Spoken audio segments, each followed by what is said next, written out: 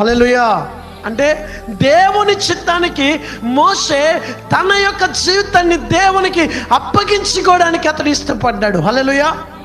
అందరూ చెప్దాం హల్లెలూయా. ఇక్కడ అన్నాడు, అతనికి ఏమీ తెలియదు. ఐగుప్తు ప్రాంతానికి దేవుడు వెళ్ళమంటున్నాడు, ఐగుప్తు దేశానికి వెళ్ళమంటున్నాడు, అక్కడ ప్రజల్ని విడిపించమంటున్నాడు. నువ్వేం చేయాలనుకుంటున్నావో అదంతా కూడా నేను నీకు తోడుగా ఉండి జరిగిస్తాను, నువ్వు వెళ్ళాలి అంటే ఒకే ఒక్క మాట. అతడు దేవుని చిత్తానికి సరెండర్ అయిన తర్వాత ఎన్నో నిందలు, ఎన్నో వ్యతిరేకమైన మాటలు, ఎన్నో శ్రమలు, ఎన్నెన్నో పరిస్థితులు అతని మీదకు వచ్చి ఉన్నాయి.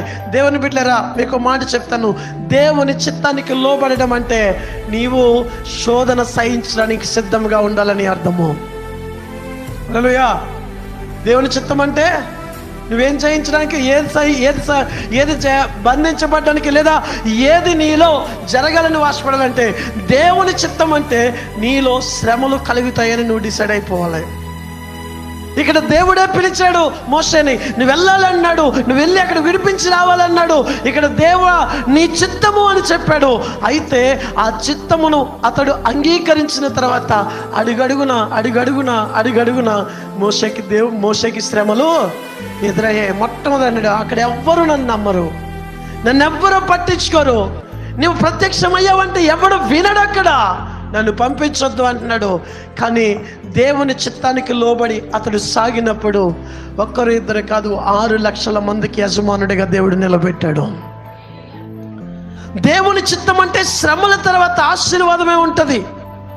దేవుని చిత్తము ఎప్పుడు కూడా శ్రమలతో మొదలై ఆశీర్వాదంతో ముగించబడుతుంది. హల్లెలూయా, హల్లెలూయా.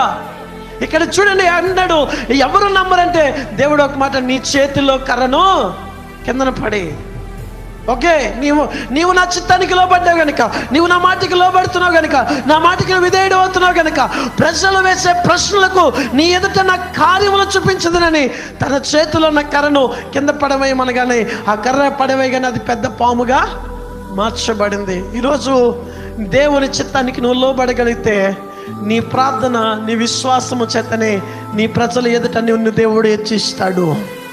ఆ రోజు మోషే చేతిలో కర్ర ఉన్నది, అది ఎండిపోయిన కర్ర, బలహీనమైన కర్ర, అది జీవము లేని కర్ర, అది పనికిరాని కర్ర.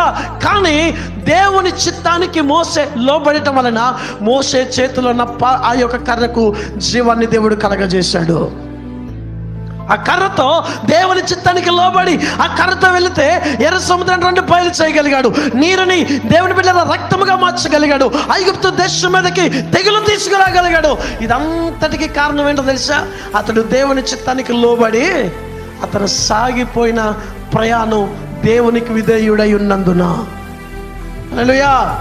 నువ్వు దేవునికి విధేయుడవై ఉండి దేవునికి లోబడి దేవుని యందు దేవుని చిత్తానికి నువ్వు లోబడిచున్నావు కనుక ఎప్పుడో ఒకటి గుర్తుపెట్టుకో. నేను మరలా ఈ మాట చెప్తున్నాను, దేవుని చిత్తము జరిగించేవాడు ఎప్పటికీ నిలబడతాడు. అయితే వాడు శోధనలో కూడా దేవుడు వాడికి తోడుగా నిలబడతాడు. ఆమేన్. మోషే దేవుని చిత్తానికి లోబడ్డాడు. రాజు సైతము కఠినంగా మాట్లాడతాడు. తన ప్రజలే ఎక్కడంటే సగం దూరం తీసుకెళ్ళాక, రే ఎందుకు మమ్మల్ని చంపాలనుకుని ఇక్కడ తీసుకొచ్చావా అంటాడు. ఒకసారి అయితే విసిగిపోయి, వీళ్ళేమైనా నా బిడ్డలా, నేను కన్నా, నా తల్లిదండ్రులు కన్నారా, నేనేమైనా కన్నానా, అచ్చా నాకు అవసరం లేదు అని విసిగిపోయే స్థితిలోకి వచ్చినప్పటికీ కూడా దేవుని చిత్తానికి లోబడ్డాడు. కాబట్టి మోషేని దేవుడు తన ఇంటిలో నమ్మకమైన వాడిగా దేవుడు ఏర్పరచుకున్నాడు. దేవుని చిత్తాన్ని జరిగించే వాళ్ళు, దేవుని బిడ్డరా, వాళ్ళకి పూలబాటు ఉండదు, శ్రమల బాటే ఉంటుంది. ఏ బాట ఉంటుంది వాళ్ళకి? చెప్పండి, ఏ బాట ఉంటుంది? శ్రమలు. దేవుని చిత్తములో కాస్త శ్రమలు కలిగిన తర్వాత నిన్ను ఒక గొప్ప వ్యక్తిగా నిన్ను దేవుడు మారుస్తాడు.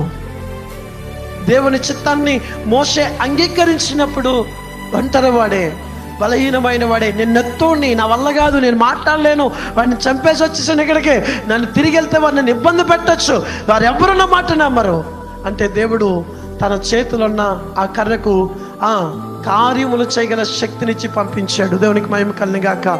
నువ్వు దేవుని చిత్తానికి లోబడి దేవునికి విధేయుడవై ఉండి దేవుని మాటకు నువ్వు కట్టబడి జీవించుచున్నవాడివైతే నీ శ్రమలో, నీ ప్రార్థన, నీ శ్రమలో నీ విశ్వాసము నీకొక ఉన్నతమైన కర్రలుగా మార్చబడి నిన్ను ముందుకు నడిపిస్తాయి. హల్లెలూయా, హల్లెలూయా.